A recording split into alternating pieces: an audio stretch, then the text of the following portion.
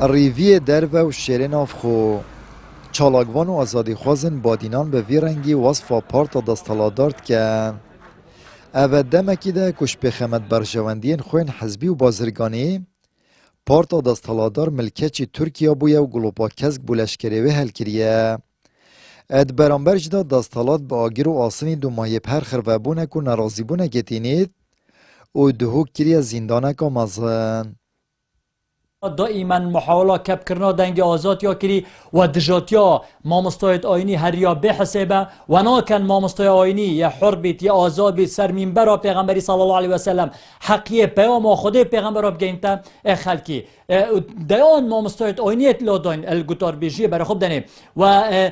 دیان مامستایت آینیت ازیاد داین و یه دست سر کرین یان خلک هبی یه دست سر کری و سجن کری سراچم سرا کومنت که دلوانه بیا آن دجیوا بیا پراستی ناف دموکراتیت و بکردار دکتاتوریت اول دکتاتوریت بلا ناف خو بگورن اب ناف دموکراتیت و ناف علمانیت و ناف پیشکفتن و ناف نظام چه و برای خوب دنا کریارت و پراستی اول کارسات که مازن بوا ده پشیمان بنوه والله چون که برای خوب دنا میجه تاریخ دائما اوا حکمرانت که حکم کری تندو تیجی و آگری و آسنی الا خود تعالی یت ناف برین و یت زلیل کرین مایکا روزنامه وانی منبر مامستای آینی آزاد نینه او تانهاجی دستالات باریه جیانه و کو کارت کافشارش بو بیدنکن دنگ نرازیب کارتینید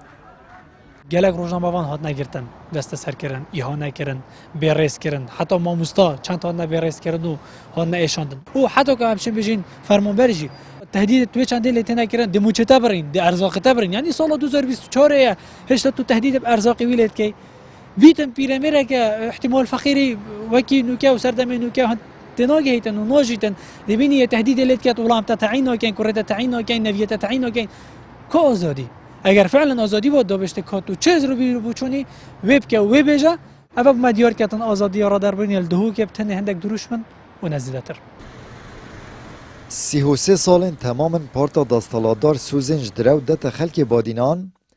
لی سوزت خونابت سر و پروژه و خدمتگزاری جد خرابترین آزدانه اد برانبرج دا کمپانیان حزبیل سرحساب کرت گشتی کرت تایبت کریه باره که گران سرملین هفولاتیان اتناف همی ویرانیه جدا رخنه و گازنده قدغنه آمد بریفکانی کنال آسمانی پیام دهوک